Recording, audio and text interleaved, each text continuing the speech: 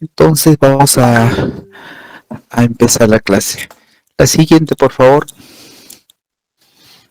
Lo que nos pide el sílabus son estos 4 puntos de trabajo: la fisiopatología, los factores de riesgo, los métodos diagnósticos y el tratamiento de la revascularización miocárdica. Muy bien, seguimos. Pero antes de tratar la parte de la fisiopatología, vamos a hablar un poco de la epidemiología. La que sigue. Entonces, acá vemos un cuadro, que es un cuadro en que se observa claramente cómo la enfermedad coronaria afecta mayormente a las personas de sexo masculino. En la barra oscura tenemos el grupo de varones, que se va incrementando progresivamente hasta los 80 años, a diferencia del grupo de las damas, ¿no?, que se incrementa pero no al mismo ritmo. Y lo segundo que se ve es, a mayor edad, mayor probabilidad o mayor prevalencia de tener la enfermedad coronaria. La que sigue.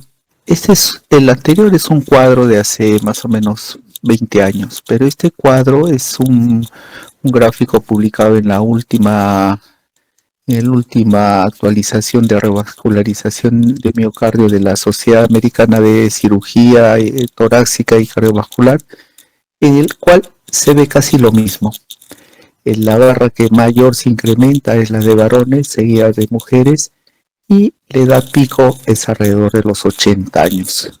Seguimos. Y este es otro gráfico importante, que se va viendo que cuando va progresando los años, se ve que el número de personas que responden positivamente, que han tenido un infarto, va disminuyendo. El que sigue. Y este es otro gráfico también importante, que se ve como la curva de personas que sufren la enfermedad coronaria se va incrementando progresivamente, tanto en varones como en mujeres, y llega un pico más o menos entre el año 2004-2006, en que de ahí comienza una curva descendente. Entonces, ¿por qué ocurre esto? Porque se está combatiendo los factores de riesgo cardiovascular, como vamos a ver a continuación. Entonces, si nosotros tratamos a las personas desde temprana edad y controlamos esos factores de riesgo, vamos a hacer que estas curvas epidemiológicas cada día disminuyan. Esas curvas de personas que, bueno, como ven, las curvas van disminuyendo porque tenemos control de los factores de riesgo cardiovascular, conocemos esos factores de riesgo cardiovascular. El que sigue. La que sigue, por favor. Eso. Muy bien. No, la anterior. Se ve casi lo mismo, ¿no?, que en diferentes sociedades, en diferentes países, esta curva de personas que sufren la enfermedad cardiovascular está disminuyendo. La que sigue. Este es un gráfico que va marcando el número de personas afectadas por 100.000 en diferentes países. Si nosotros vemos nuestro país en Sudamérica, está en un rango intermedio más o menos, ¿no? Pero si comparamos que el número de personas que sufren o que son afectadas por la enfermedad cardiovascular, vemos que estamos en mayor porcentaje o el mayor número que, por ejemplo, Norteamérica, Canadá, algunos países de Europa, como es Portugal, España, Italia, la parte norte de Europa, ¿no? Entonces, no estamos tan bien como ellos. Y hay diferencias notables con otros países del Asia, del África, donde la enfermedad coronaria es muy prevalente, ¿no? Seguimos. Este es un gráfico que nos muestra la principal causa de muerte. Si nosotros vemos, el año que es publicado es el año 2001. En Estados Unidos, en Latinoamérica, en Europa, la principal causa de muerte es la enfermedad coronaria isquémica. La que sigue. Y en este otro gráfico vemos que en el año 19 que se publica este gráfico, que después se alteró un poco por el COVID, la cardiopatía isquémica sigue liderando como principal causa de muerte en el mundo. Entonces tenemos que combatir los factores de riesgo cardiovascular. La que sigue,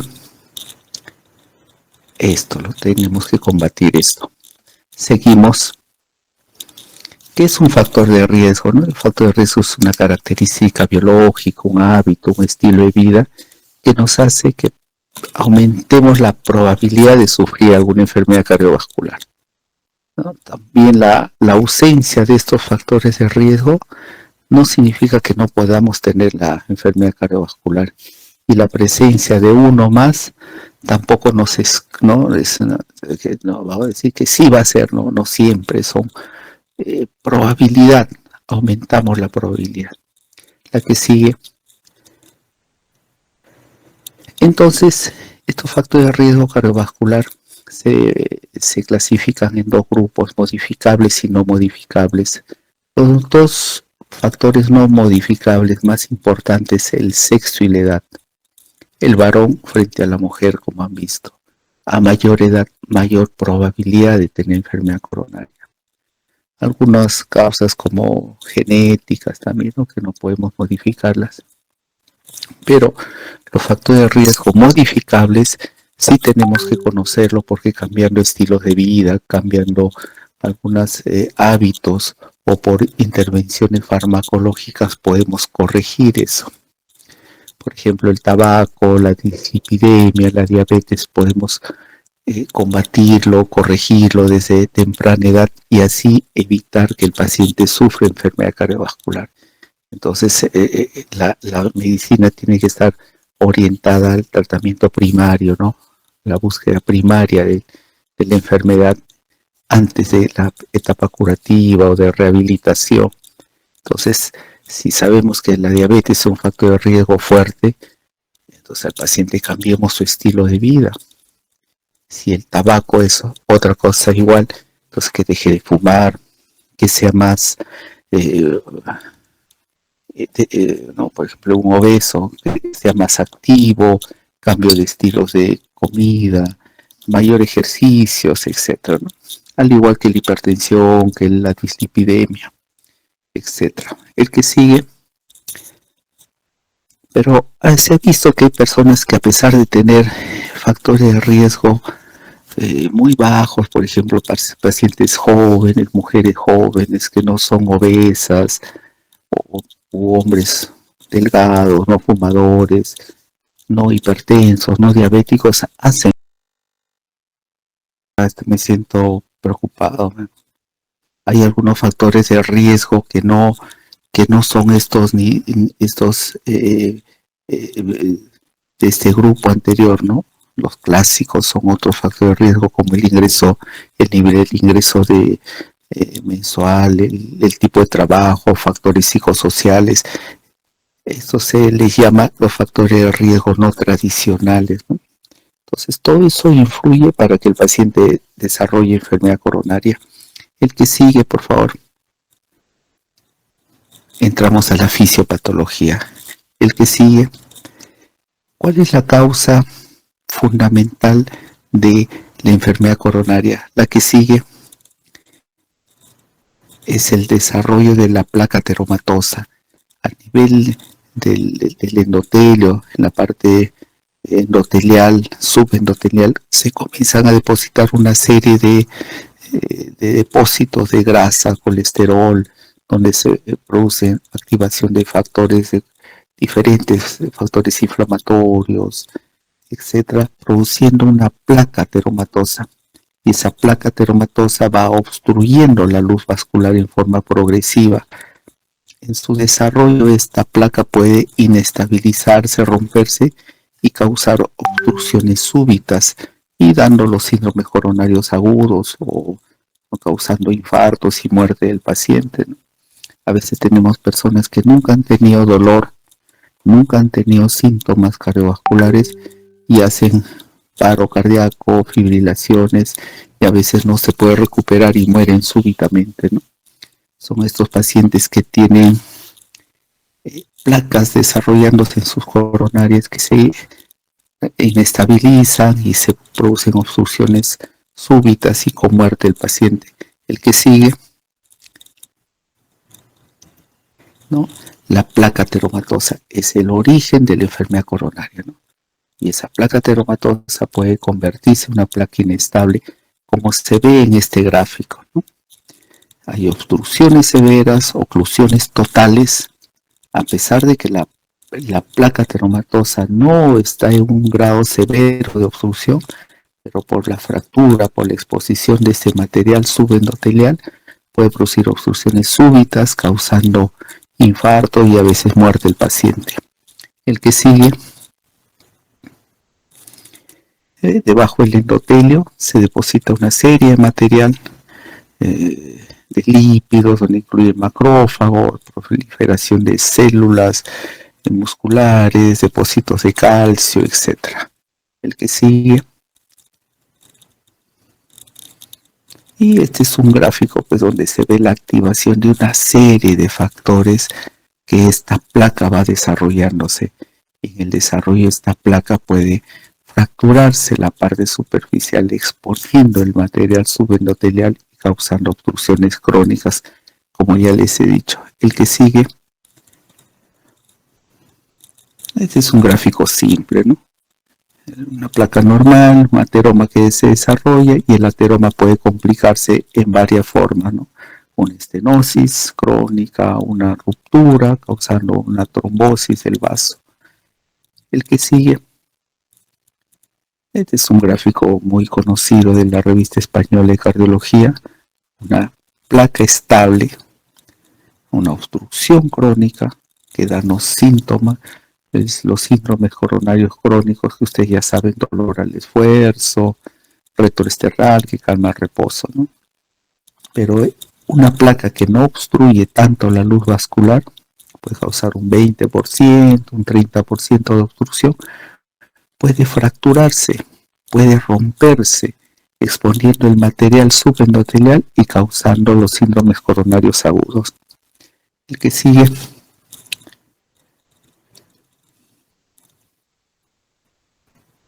Muy bien, esta es la otra parte de la clase, ¿no? ¿Cuál es el síntoma de la enfermedad coronaria? El síntoma de la obstrucción coronaria es el dolor torácico, es la angina. Pero no todo dolor torácico es un síndrome coronario agudo o crónico. Hay que hacer diagnóstico diferencial. El que sigue. Hay una serie de el internet en casa. Elementos anatómicos que rodean al corazón que pueden causarnos dolor, los pulmones, las pleuras, el pericardio, el diafragma, las costillas, todos los elementos anatómicos que rodean al corazón en la pared torácica pueden darnos dolor. Por ejemplo, en el pulmón, una embolia pulmonar, un neumotórax, en la caja torácica una fractura, una condritis, dolores musculares, gastrointestinales, por ejemplo, las úlceras, los reflujos, factores psicógenos. Entonces, tenemos que hacer diagnóstico diferencial de los diferentes causas de dolor que pueden confundirnos con un síndrome coronario. El que sigue. Hay casos muy complejos de diferenciar los síndromes coronarios con patologías que pueden simular bastante, como son las disecciones aórticas agudas, la tromboembolia pulmonar, a veces muy, muy difícil. Entonces, esta es la clasificación funcional de la angina crónica, la clasificación canadiense. El dolor que en la clase 1 que no limita la actividad física. Clase 2 cuando se limita cuando hacemos ejercicios de moderada intensidad o actividad física de moderada intensidad como subir escaleras, caminar unas cuadras. Entonces hay del dolor y el paciente se detiene. La clase 3 cuando ya para pequeñas actividades del día a día como alimentarse, vestirse, ir al baño, da dolor. Está limitado el paciente. Y la clase 4 ya pues cuando hay los síntomas anginosos están incluso en el reposo del paciente. El que sigue, diagnóstico de la enfermedad coronaria. El que sigue, estas son las arterias coronarias que ustedes tienen que saber, ¿no? Son dos arterias coronarias, derecha e izquierda. La derecha va por el surco atrioventricular derecho, va a la cara posterior, se divide en dos ramas grandes, que es la descendente posterior, la ventricular posterior, y la descendente posterior va por el surco interventricular, pero en la base, y la otra coronaria izquierda que tiene un tronco en el cual se divide en dos ramos, la descendente anterior y la circunfleja. La descendente anterior, que es la principal arteria coronaria del corazón. Bueno, eso ténganlo presente porque siempre a veces les preguntan en el examen y esa es la que tenemos que hacer alguna un tratamiento de revascularización cuando tiene daño esta arteria coronaria descendente anterior. Va por el surco interventricular, da ramos diagonales, da ramos septales, llega hasta el ápex. Y la otra rama de la coronaria izquierda es la circunfleja, que va por el surco atrioventricular izquierdo dando ramas marginales. La que sigue, este es un gráfico que es para la clasificación syntax, donde se ve la distribución de las diversas ramas de las coronarias, derecha e izquierda. La dominancia es quien origina la descendente posterior. Generalmente la descendente posterior es rama de la coronaria derecha, pero en algunos casos puede ser rama de la circunfleja, ¿no? Pero en pocos casos un 5% más o menos. El que sigue, entonces para llegar al diagnóstico de enfermedad coronaria, eso también les preguntan en el examen. Tenemos dos tipos de pruebas, unas pruebas que son muy invasivas y unas pruebas invasivas. Las pruebas no invasivas son aquellas que nos permiten hacer un diagnóstico sin tocar al paciente, sin invadirlo por catéteres, sondas, etc. El primer estudio que siempre pedimos es un electrocardiograma. Pues podemos pedir una radiografía, podemos pedir enzimas, pruebas de esfuerzo, eco, etc., como vamos a verlo a continuación. La que sigue,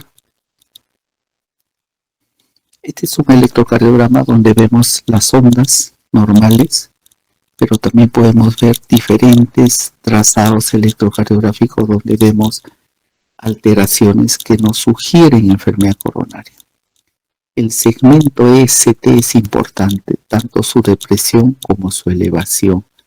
Cuando tenemos el segmento ST deprimido, elevado, en diferentes,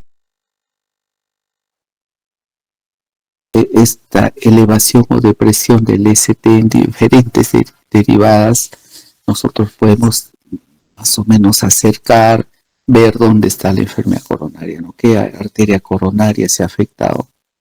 Por ejemplo, en las precordiales B1, B2, B3, cuando tenemos alteración, generalmente decimos que es la cara anteroceptal y esa cara anteroceptal es dependiente de la descendente anterior. Y si vemos cambios eléctricos en las caras laterales B3, B4, B5, B6, generalmente es dependiente de la circunfleja con sus ramos marginales. Y si vemos cambios en 2, 3, a veces ABF, entonces podemos suponer que es cambios dependientes de la coronaria derecha. No siempre es así, pero nos acerca el diagnóstico para ver qué coronaria está afectada. La que sigue, una plaquetórax más es para un diagnóstico diferencial, ¿no? Para ver derrames, neumotoras, fracturas costales. Una placa normal de tórax no se excluye enfermedad coronaria. Una placa normal tampoco nos excluye o nos diagnostica la enfermedad coronaria. Podemos tener, como se ve ahí, congestión pulmonar debido, por ejemplo, a un shock cardiogénico. posinfarto, ¿no? Está congestionado con edema agudo de pulmón. Seguimos. Otros estudios no invasivos son las enzimas cardíacas, ¿no? La elevación, cuál enzima se está elevando, entonces eso nos lleva a hacer el diagnóstico también de enfermedad coronaria. Y si unimos varios estudios, examen físico, el paciente está con dolor, hay cambios eléctricos, elevación de enzimas, entonces podemos diagnosticar que el paciente está entrando en un infarto, ¿no? El que sigue.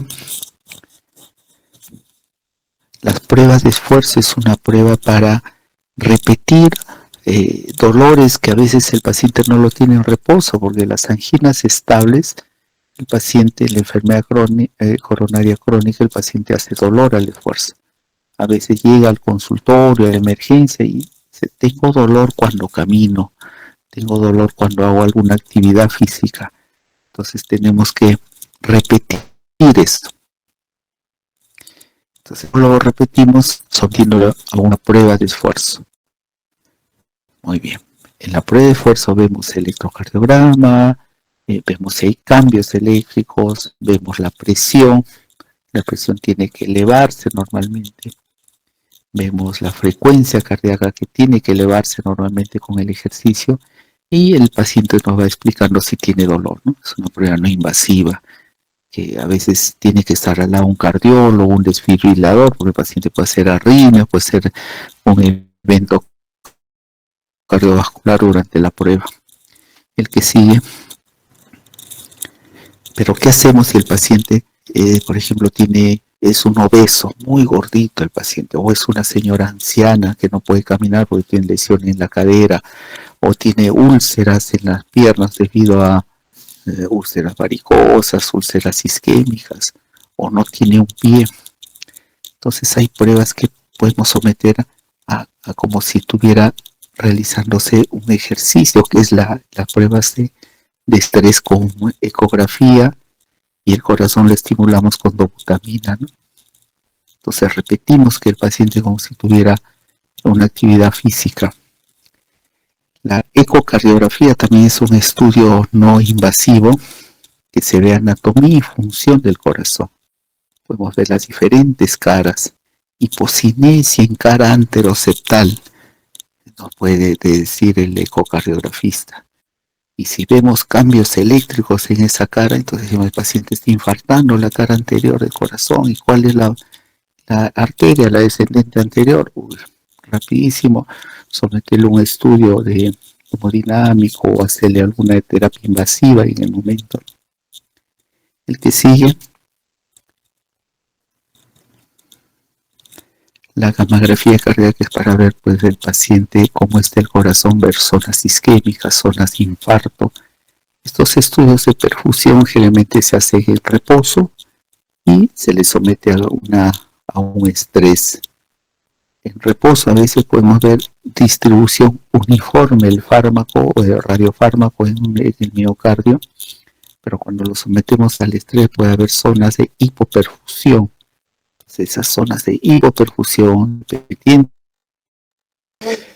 sí, se sigue cortando. Entonces, si hay zonas no captadoras, entonces nosotros podemos decir esa zona donde hay poca captación es una zona donde hay isquemia de miocardio.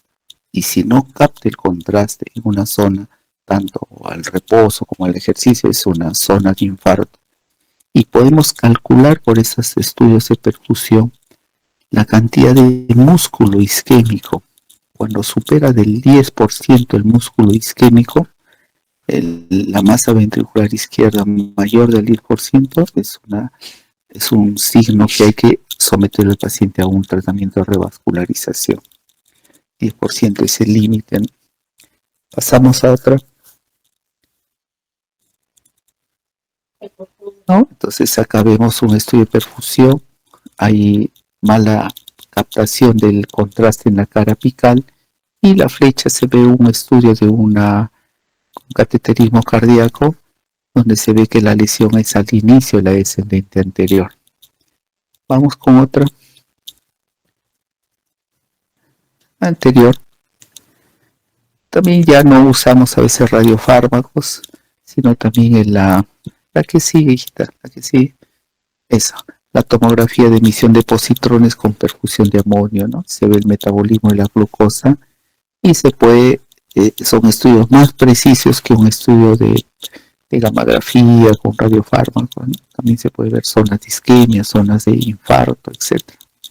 El que sigue, la resonancia magnética. Es muy buena para ver el miocardio, funciones, fibrosis, contractibilidad sobre todo del ventrículo derecho. Pero para coronarias todavía no es bueno la resonancia. La que sigue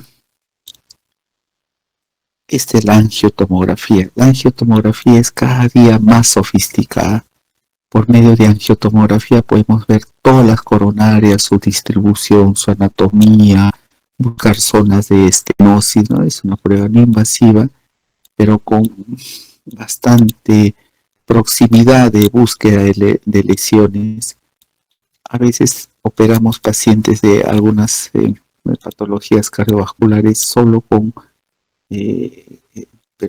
este tipo de angiotomografía coronaria. Por ejemplo, cuando hay endocarditis de válvula aórtica, hay temor de que cuando uno cateterice los ostium, empuje, desplace verrugas hacia las coronarias. Entonces, hacemos estudios de angiotomografía y sometemos al paciente a cirugía. Y si tiene alguna enfermedad coronaria, aparte del tratamiento de la endocarditis, podemos poner puentes dirigidos por estos estudios. El otro, este es un estudio invasivo totalmente. Cuando hacemos la presión, la medición de la reserva de flujo coronario fraccionada, es la medición de la presión pre y post estenosis. Y si hay una caída mayor a 0.8, significa que esa coronaria tiene una lesión severa. Se ha visto que 0.8 es un punto de corte. Después de 0.8, menor a un 0.8, disculpe, en la división, significa que esa zona está hipoperfundida, hay menos cantidad de oxígeno, de nutrientes que está llegando a ese músculo. Que sigue. Este es el estudio, el gold estándar del diagnóstico y también sirve para el tratamiento de la enfermedad coronaria. Como hemos visto hoy día con sus compañeros, el cateterismo cardíaco. Un catéter que ingresa por la vía femoral o actualmente por la vía radial, por la arteria, podemos hacer el diagnóstico preciso del nivel de obstrucción, la extensión y también por ese catéter que ingresa por vía periférica, una arteria periférica, podemos colocar stents, podemos hacer angioplastías, tratamiento de la enfermedad coronaria. La que sigue. Entonces vamos entrando ya al tratamiento. El tratamiento es médico y hay un tratamiento de revascularización, ¿no? El tratamiento médico, la base del tratamiento médico es el control de los factores de riesgo en las anginas crónicas y para prevenir el desarrollo de mayor enfermedad coronaria. Siempre, ¿no? Si el paciente es tabaquista, pues que no fume. Muy bien. Entonces, cuando tenemos ya el diagnóstico de un paciente con enfermedad coronaria crónica, evitemos todo aquello que desencadena una angina y darle tratamiento vasodilatador, tratamiento antiagregante, hipolipemiante, etc., ¿no? El que sigue, tratamiento de la angina estable, tratamiento farmacológico, los antiagregantes plaquetarios que tenemos, la aspirina, el clopidogrel, los nitratos, disminuyen la precarga, hacen acción vasodilatadora directa, ¿no? Beta bloqueadores como bisoprolol, atenolol, causan disminución de la frecuencia cardíaca, disminución del consumo de oxígeno. Los antagonistas del calcio causan vasodilatación y acompañamos pues de reposo, sedación, etcétera, ¿no? El paciente cuando tiene una enfermedad coronaria diagnosticada en una emergencia y vemos que el paciente tiene supradesnivel, elevación de enzimas, cambios ecocardiográficos en ciertas caras y no podemos someterle un estudio hemodinámico, podemos hacerle trombolisis, ¿no? El uso de los trombolíticos salva la vida porque a veces la obstrucción de esa coronaria en forma aguda es por un trombo. Al aplicarle un trombolítico, lisamos ese trombo y reperfundimos el corazón. Por ejemplo, en hospitales grandes como Cayetano, Loaiza, ¿no? Se hacen trombolisis en forma continua porque no tienen un servicio de hemodinámica como si se tiene en otros hospitales. El que sigue. Este es un gráfico para ver que la principal causa de estrechamiento coronario es las placas ateromatosas. Pero hay otras causas, pues no, pero que no se describen en esta clase, por ejemplo, el vasoespasmo por hipotermia intensa, ¿no? Pues en congelamientos, etcétera. En contusiones cardíacas también podemos hacer disección de las coronarias, ¿no? Y hay desequilibrio a veces entre el aporte y demanda de oxígeno, por ejemplo, cuando hay pacientes con alta frecuencia cardíaca, que músculos que no están acostumbrados, podemos causar dolores anginosos a eso porque no llega la suficiente cantidad de nutrientes hacia los vasos. El que sigue.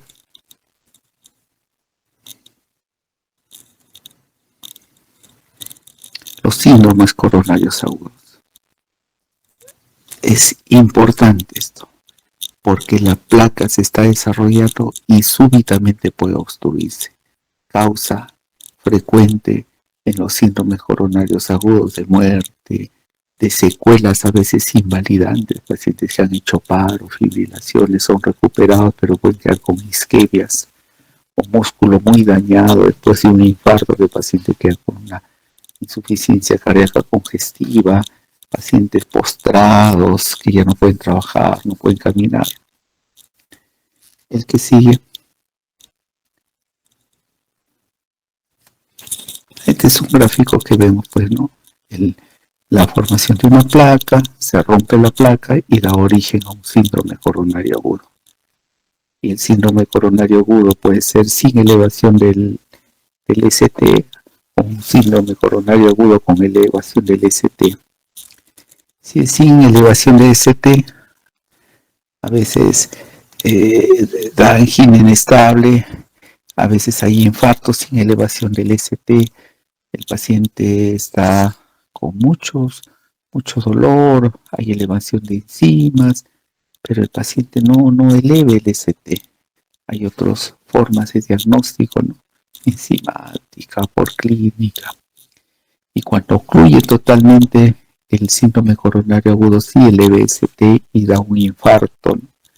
Infarto a veces que puede ser de consecuencias fatales. El que sigue. Entonces, ante esto, como es la causa más frecuente de muerte en el mundo y los países desarrollados ponen planes de trabajo, los planes de trabajo y son estudiados, publicados en forma continua, ¿no? La última publicación en la guía práctica de Norteamérica fue el año 2021, y también los europeos en este año ha sido publicada la última.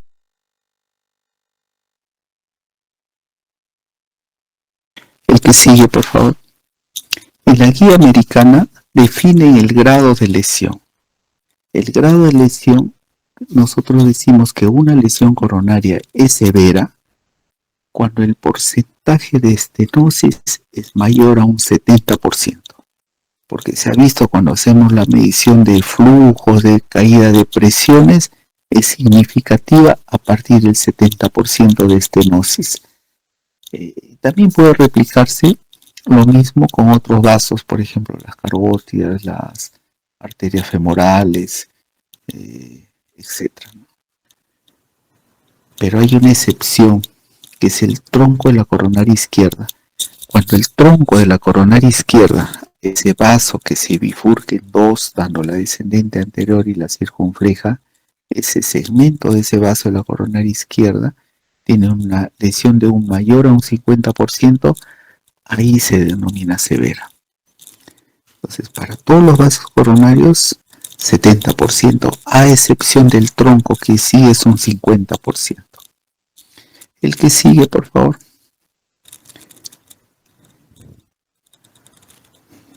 La guía europea del año 2018 y ahora está la guía europea del año 2024, ¿no? Vamos a que sigue. Estrategias de revascularización. Toda oclusión coronaria no se lleva a sala operaciones.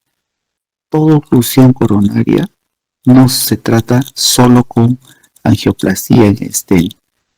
Toda enfermedad coronaria no solo se trata con cirugía. Hay dos formas de revascularizar el corazón: la forma percutánea y la forma quirúrgica. La que sigue.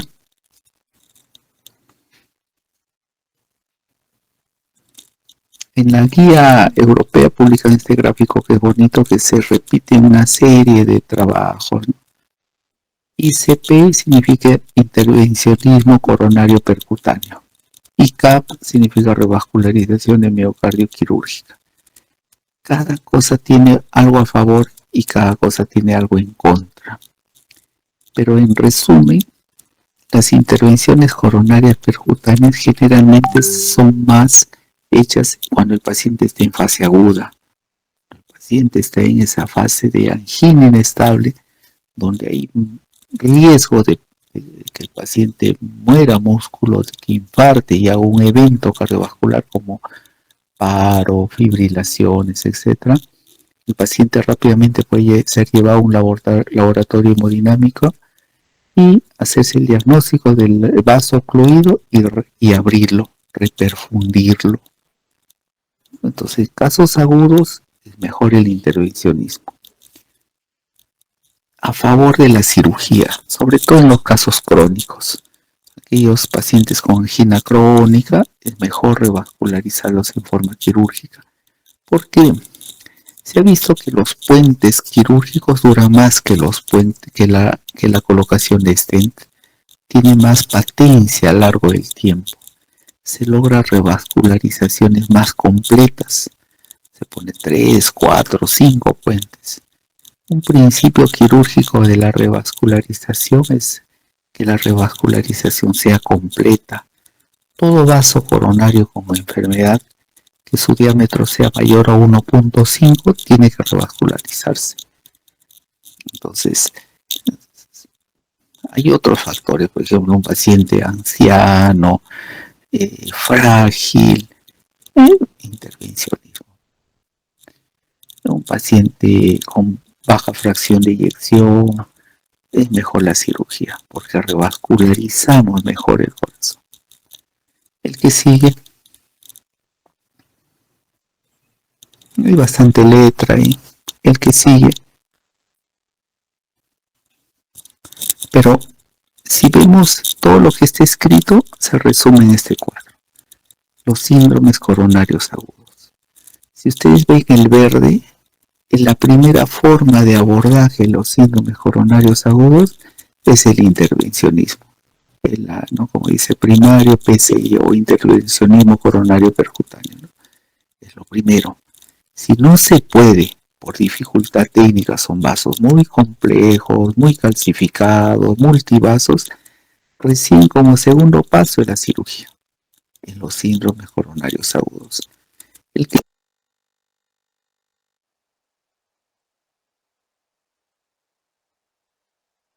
otro caso, ya está igual. El intervencionismo es lo que predomina en los síndromes coronarios agudos. Y como segundo paso, repito, la cirugía. El que sigue, letras bastante, pero vamos a ver lo que sigue. tenemos que abordar rápidamente al paciente con el síndrome coronario agudo. Es inmediato. Cuanto más rápido hagamos la intervención, mayor probabilidad de muerte, menor probabilidad de dejar secuelas al paciente, ¿no? Más tiempo, más muerte, más secuelas. Entonces, el intervencionismo en un paciente con síndrome coronario agudo tiene que ser precoz, rápido. Si no podemos hacer intervencionismo como se ha visto, la trombolisis. El que sigue, un montón de letras, pero vemos lo que sigue. Lo que sigue, síndrome coronario crónico. No, anterior, síndrome coronario crónico. Si ustedes desglosan ¿no? Los diferentes, ¿no? Como primario, el síndrome coronario crónico es la cirugía, la revascularización. Y como segundo paso, vasos únicos, vasos no por ejemplo, en pacientes muy complejos, ancianos, etcétera, revascularización percutánea. Ahora, mucho tiene que ver también con la elección del paciente. Hay pacientes que tienen enfermedad multivaso, pero no quieren operarse. Tienen miedo, que es natural, y le piden al cardiólogo, yo no me opero. Póngame 1 o 5 stents, pero señor, los stents hay probabilidad que se cierren, se ocluyan. No quiero que me pongan stents. Y a veces se ponen stents en los pacientes. Me acuerdo un caso que había un paciente programado para sala y no llegaba a sala, pues no. Dijo que era cardiólogo, llegó y dijo, no quiero que operen a mi papá. Entonces salgo pues a hablar, ¿no? Le digo, ¿qué pasa, señor? Y ya no hablé con el hijo, ya se había ido, desautorizó la cirugía el padre. Y el papá le digo, ¿qué pasa, señor? Le digo, no, doctor, no me quiero operar. Mi hijo ha dicho que me haga intervención, hijo. Pero ¿por qué? Le digo, ¿usted está lista? No. Fue a intervencionismo, el paciente hizo paro cardíaco, masajes. Entonces, hay indicaciones, pues a veces el paciente por preferencia dice no. Pero las guías nos orientan hacia un tratamiento, ¿no? Porque son guías de estudios multicéntricos, estudios de bastante seguimiento que nos orienta cuál es lo mejor para el paciente. El que sigue, la angioplastía, lo que hemos estado viendo hoy en la mañana. El que sigue es aperturar una estrechez coronaria por medio de una guía que atraviesa la estrechez, se dilata con un balón y se coloca un stent, evitando ya esa estenosis. El que sigue, un gráfico simple, pues, ¿no? Una guía que pasa sobre la estrechez, se dilata y queda un stent. Los stents también hay generaciones de stent, cada día los stents sirven para evitar oclusiones, reestenosis, tienen fármacos liberadores en su estructura que evitan proliferación celular, reoclusiones, etc. El que sigue es un vaso críticamente ocluido de la coronaria derecha en su tercio proximal. Se pone una guía, se dilata y se abre el vaso. El que sigue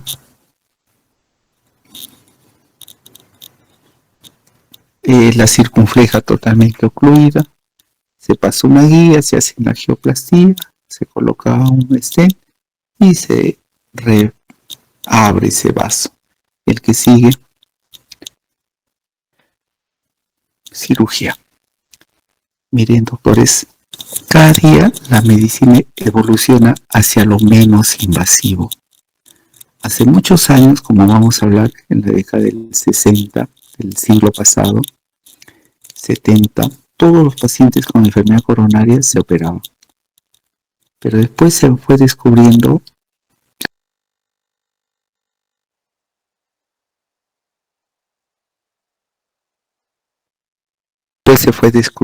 que por angioplastía y colocación de stent, el paciente puede ser revascularizado. Y cada día los stents, las guías, son mejores. Cada día, antes toda la invasión era vía femoral, actualmente no, por vía de una arteria radial que mide 2 milímetros, 2.5. Podemos colocar guías, aperturar, hacer una serie de procedimientos. Cada día los duran más. Antes se ocluían rápidamente, ahora ya no. Con el tiempo, por ejemplo, ahora cuando hay oclusiones muy severas, hay un dispositivo que se llama rotablator que apertura las arterias coronarias. Es como un micro taladro que va aperturando esas oclusiones, que aún es caro. Pero con el tiempo, la cirugía cardíaca va a ser cada día superada por el intervencionismo. Entonces, tal vez lo que hablamos ahora, en unos años, ustedes o sus hijos de ustedes dirán, antiguamente operaban del corazón y le ponían puentes, ¿no? Ahora todo es intervencionismo, todo es percutáneo y puede llegar a ese estado, ¿no? Por ejemplo, reemplazo en las válvulas, muchas válvulas, por ejemplo la válvula aórtica, ya se puede colocar por vía percutánea, liberar las estenosis que tiene gran mortalidad el paciente, ¿no? Entonces, colocando prótesis por vía percutánea, reemplazamos esas válvulas dañadas. Entonces, cada día la cirugía es superada por el intervencionismo. Pero hasta ahora, la cirugía tiene puntos a favor. Esos puntos a favor tal vez algún día ya no lo sean y sea a favor del intervencionismo, ¿no? Vamos con la que sigue, por favor. Estos son los genios de la cirugía, un ruso y un argentino. Kolesov, en el año 64, hizo el primer puente con la arteria mamaria interna, la descendente anterior, que hasta el momento es índice de calidad de una cirugía. El colocar una arteria mamaria sobre la descendente anterior es lo estándar en todo el mundo de la cirugía cardíaca, pero lo hizo él con corazón latiendo, ¿no? Y el otro, Favaloro, en Cleveland, hizo la primera cirugía de bypass coronario con una vena safena en la coronaria derecha. Entonces ellos revolucionan la cirugía cardíaca de la revascularización. La que sigue.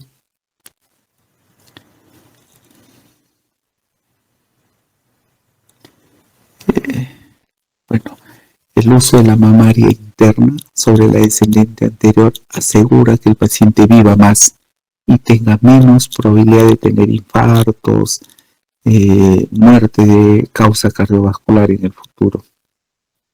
El que sigue. Hay dos tipos de injertos que podemos usar. Injertos arteriales y los injertos venosos. El que sigue.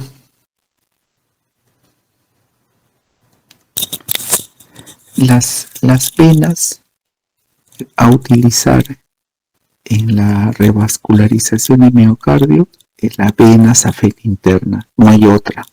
La vena safena externa, la vena basílica, cefálica, no sirven como injertos venosos. La única vena que sirve para poner son las venas safenas internas, que tenemos dos, una derecha y una izquierda, ¿no? La vena safena interna, vena safena mayor o safena magna, como se llama. Es fácilmente extraíble cuando hacemos cirugía de emergencia, porque un paciente en shock cardiogénico y pacientes no pueden hacer el intervencionismo. Suben a sala de operaciones, rápidamente sacamos la vena y esa vena le ponemos como puente aorto coronario. Tiene una desventaja, que su patencia es poco. A largo plazo, a los 10 años, puede estar casi todas estas venas ocluidas, ¿no? Entonces es lo malo de las venas safenas. Se extraen rápido, pero su patencia a largo plazo es baja. A diferencia de las arterias, va a ser que sigue. El que sigue es una vena safena, un conducto tubular, se cortan las ramas y lo vemos ahí todo, ¿no? Eso se utiliza como puente aortocoronario.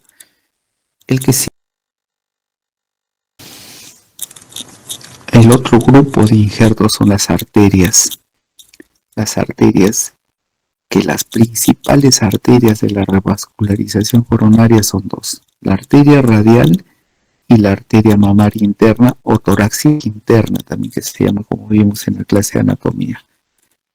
¿Qué es lo bueno de estas arterias? Su patencia a largo plazo sirven. Hay pacientes operados hace 30 años, 25 años con sus arterias, cistos y injertos arteriales están patentes, sobre todo la mamaria más que la radial, ¿no? Lo en contra es la dificultad de la disección, como lo vamos a ver.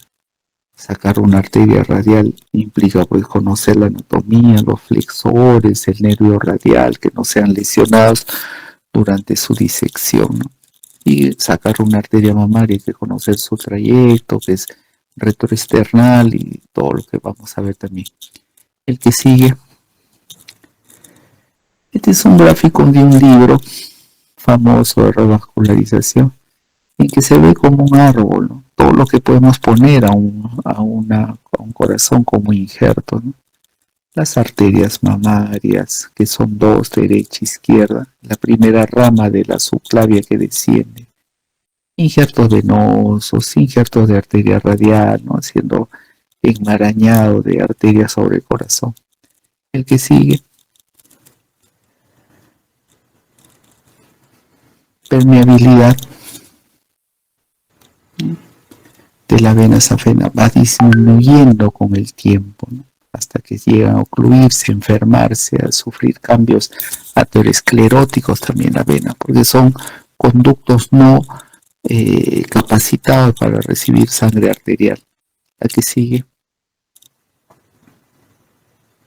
La radial es una arteria de paredes algo gruesas, una capa íntima, delgada. Es un buen injerto para colocar como puente de revascularización. El que sigue. Este es un gráfico en la revista española que marcan los dos principales injertos, ¿no? En las venas, las dos venas safenas, derecha e izquierda, las venas safenas magnas o safena mayor, y la arteria, la mamaria, ramela subclavia, y la arteria radial, ¿no? La que sigue.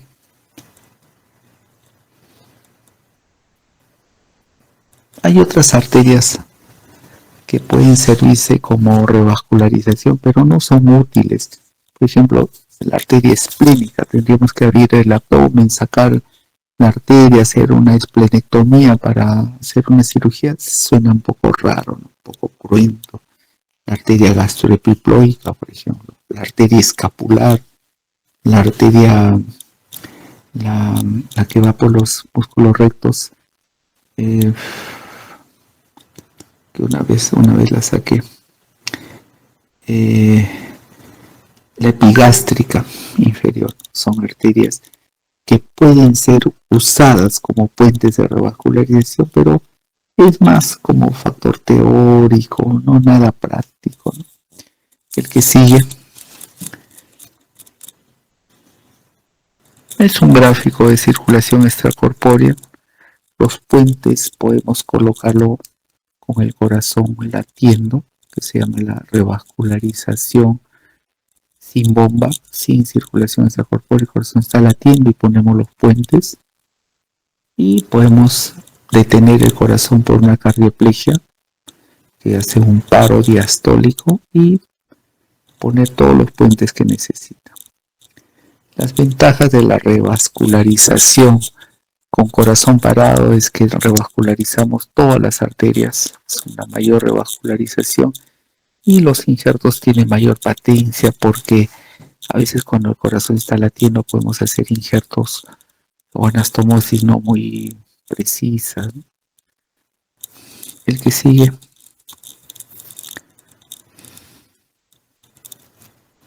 El que sigue es pecho abierto, la esternotomía media para todo tipo de cirugías cardíacas, no solo de revascularización, sino válvulas, tumores, reparación de cirugías congénitas, etc. El que sigue, forma de anastomosar, vasoreceptor, vasodador. Hay que abrir bien para que la apertura, el flujo de la coronaria sea adecuado. El que sigue, por favor. Este es un dispositivo que se llama el Octopus para hacer cirugía sin bomba. El corazón va latiendo y nosotros podemos poner puentes con el corazón latiendo. Sigue, por favor. Personalmente yo he hecho muchas cirugías sin bomba con corazón latiendo. La primera vez que lo vi fue en Brasil, hace años que viajé terminando mi residencia. Exactamente. Uy, 16, 18, 19 años casi fui a Brasil, están unos meses ahí. Yo veía pues admirado cómo ponían puentes con el corazón latiendo. Pues vinimos al Perú porque fuimos en grupo uno, después fue otro, después fue otro, y comenzamos a poner puentes sin bomba, ¿no? Corazón latiendo poníamos los puentes. Y después se ha visto que la mejor revascularización es corazón parado, aunque algunos cirujanos me pueden contradecir eso, pero en lo global es mejor corazón parado. Se revasculariza mejor y se revasculariza más completo. Todas las arterias coronarias se pone puentes. El que sigue, lo mismo gráfico, el que sigue, la bomba de circulación extracorpórea. Yo quisiera que por lo menos vean ustedes una cirugía cardíaca para tratar de que mi grupo lo haga. Vamos a otra. Vamos a presentar una serie de gráficos que hacemos en el instituto.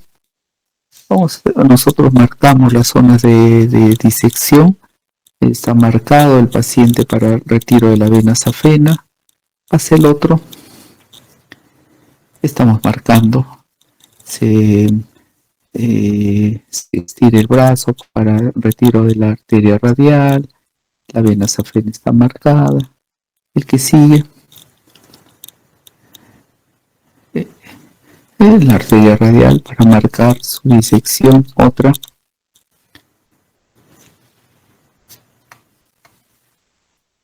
El retiro de la vena safena va por la parte interna del muslo. Ahí el residente, nuestro jefe residente Felipe, está retirando la vena safena. El que sigue se va retirando en forma íntegra toda la vena safena. Otra.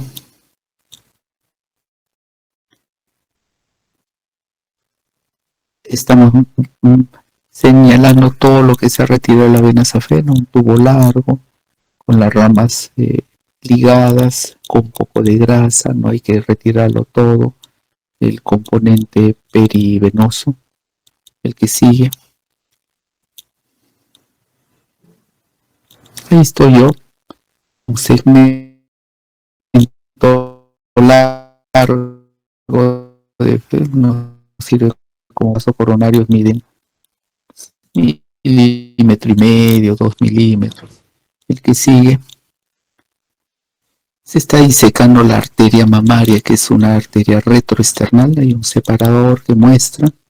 El que sigue, está la arteria mamaria íntegra, se va sacando, disecando. Otro.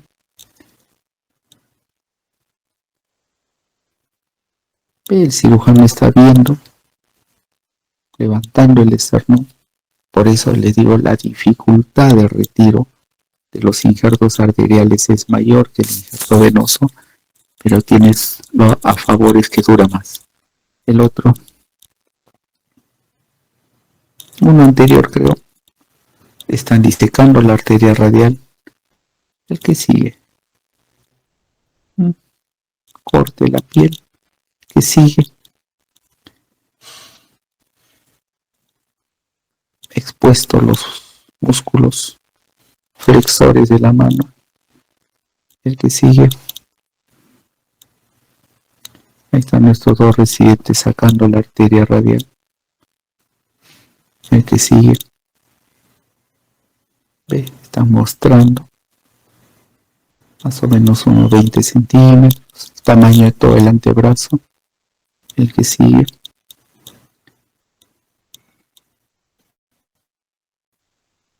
Ya la piel cerrada.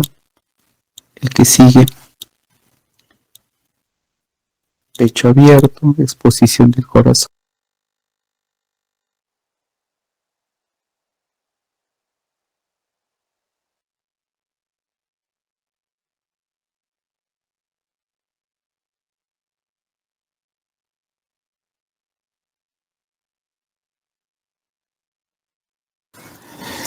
Ay, disculpen, doctores, de verdad estoy muy tenso. El que sigue.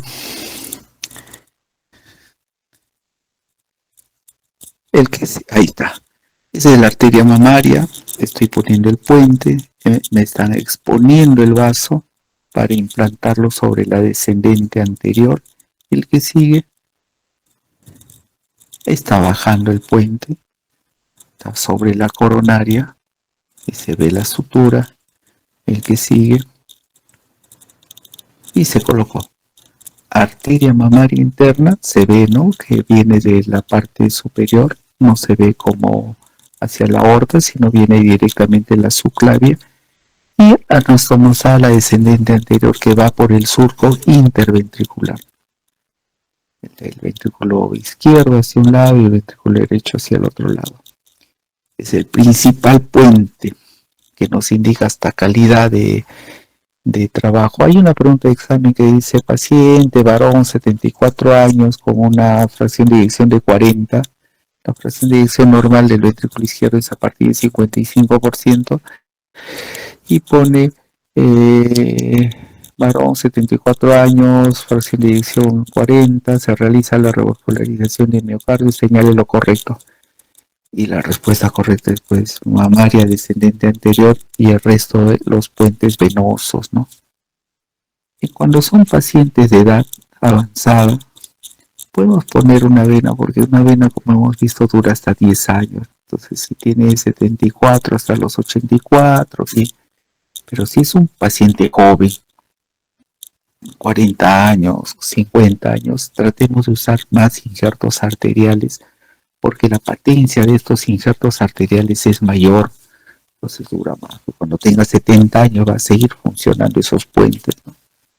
A veces usamos doble mamaria, arterias radiales en pacientes jóvenes. El que sigue. Ahí si ven detalladamente se ve dos puentes, dos conductos venosos que vieron cómo hemos extraído sobre el corazón, ¿no? Entonces este paciente tiene 3 puentes, la mamaria sobre la descendente anterior y 2 conductos venosos, ¿no? El que sigue. Y ese es todo. Disculpen, de verdad estoy mal del internet, no puedo proyectar la clase, me la tiene que proyectar, no se me corta el internet a cada rato. Disculpen. Para una clase de 1 hora es poco, ¿no? Se puede hablar más, pero es lo necesario que sepan ustedes. Forma de revascularización, factores de riesgo, cómo diagnostico. Ya saben las 2 formas de revascularización, percutáneo y quirúrgica, cuáles son los factores de riesgo, cuál es la fisiopatología, la placa ateromatosa, cómo llegamos al diagnóstico, ¿no? Sí, está bien. No sé si quieren preguntar algo. Doctor, una consulta. Sí, Winnie, dime. El proceso mencionó las cirugías con corazón parado, ¿no? Ah, claro. Entonces, el procedimiento, ¿cómo hacen para detener el corazón? Claro, para detener el corazón nosotros tenemos que derivar la sangre hacia una máquina, que es la máquina corazón-pulmón. Colocamos una cánula en la parte venosa, que generalmente es el atrio derecho, y una cánula en la arteria aorta. Entonces la sangre se drena del corazón hacia la máquina y se devuelve por la vía aórtica. Entonces, una vez que se hace esa conexión, la sangre se deriva a la máquina y nosotros ponemos un clamp, pinzamos la aorta y, y la aorta se pasa a una solución que se llama la cardioplegia, que es una solución preservante que tiene glucosa, tiene aminoácidos, etcétera, pero además tiene alta concentración de potasio. Entonces el corazón se para en diástole. Una vez el corazón detenido en diástole, nosotros podemos pulsarlo para voltearlo, sacarlo, porque a veces tenemos que hacer trasplantes, ¿no? El corazón puede ser trabajado en diferentes cosas, ¿no? Válvulas coronarias, correcciones.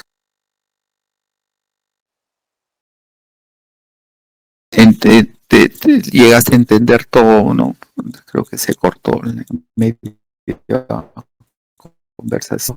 La parada cardíaca se hace pues derivando la sangre a una máquina, se pinza la aorta y a la sangre no llega al corazón y se pone una sustancia preservante. El corazón por 15, 20 minutos puedes trabajarlo y nuevamente pasas otra solución preservante, así todo lo que dure, ¿no? Hay paradas cardíacas que demoran 5 horas, 4 horas. Entonces, todo ese tiempo para trabajar lo que tú necesitas hacer. Hay cirugías muy complejas, muy largas, sobre todo correcciones de cardiopatías congénitas, que puedes parar el corazón por 6 horas, 4 horas, ¿no? Pero siempre hay daño colateral después de una parada tan larga. ¿Alguna otra pregunta? Gracias, doctor. No, Winnie, gracias a ti. Disculpa la forma que la interrupción continua. Muy bien, vayan a descansar, ya es 10:30, cenen, descansen, mañana deben tener clases también. Mitzel, dime. Sí, doctor. Tenía con una consulta sobre los injertos arteriales. Por ejemplo, a un paciente joven se le hace la operación y se hace un injerto arterial. Y ya luego, después de unos años, requiere un nuevo injerto. Ya una persona que ha tenido un antecedente de injerto arterial requiere, o sea, ¿puede hacerse un injerto venoso o necesariamente arterial? No. Segunda operación. Claro, es lo que tú estás hablando, la cirugía de las reoperaciones. Podemos hacer nuevamente búsqueda de otros injertos. Yo a veces reoperamos pacientes que por la enfermedad teromatosa es tan severa que compromete sus coronarias nativas. Entonces tenemos que reoperarlo. Si es joven y hemos usado la mamaria, tenemos la otra mamaria. Tenemos una mamaria derecha y una mamaria izquierda. Tenemos dos arterias radiales, una arteria radial derecha y una radial izquierda. Y si es joven y ya se usaron algunos de los injertos arteriales, busquemos otros injertos, la otra mamaria, la otra radial, porque es muy raro y sacarle los 4 injertos, las 2 mamarias y las 2 radiales. A veces tenemos pacientes que han sido sometidos a cirugía de varices, ancianos de 80 años, 78 que han sido operados de varices y tienen enfermedad multivaso, múltiples coronarias lesionadas. Un anciano de 80 y tantos años estamos disecando doble mamaria, sacándole arteria radial. A veces así es, a veces sí. Pero podemos volver a sacar otros injertos arteriales si lo necesitamos. A veces son jóvenes que rápidamente se enferman. Pues. Ejemplo, el paciente más joven que yo operé de enfermedad coronaria tenía 15 años, una enfermedad de lípidos terrible. Entonces, las mamarias no se podían usar porque las subclavias estaban ocluidas. La aorta era muy engrosada porque tenía unas placas enormes. Sacamos un segmento de aorta, le pusimos un parche de pericardio y sobre ese parche pericardio hicimos puentes venosos. No sé qué será de ese chico. Y vivirá 10 años más, pues, ¿no? Porque sus arterias se están cerrando en todo el cuerpo, se estaban cerrando las carótidas, las subclavias, sí, tienen un avance progresivo de la enfermedad vascular, ellos sí mueren a temprana edad. Sí, sí, pues se puede hacer. ¿Alguna otra pregunta? Gracias, doctor. No, gracias a ti también. ¿Alguna otra pregunta, doctores? Dime si te dejo.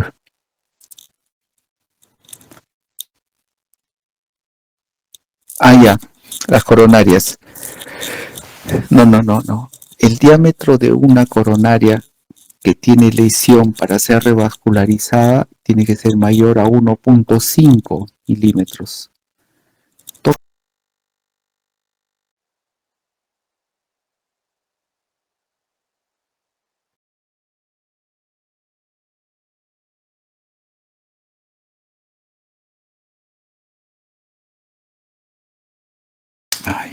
Toda arteria coronaria que tenga lesión mayor a 1.5 tiene que ser revascularizada.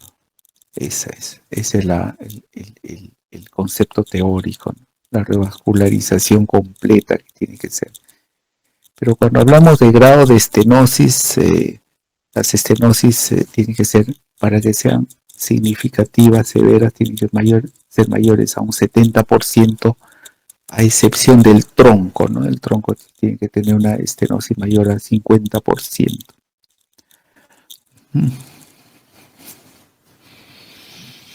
Muy bien. ¿Alguna otra cosa que quisieran preguntar? Porque hay tanto que hablar acá.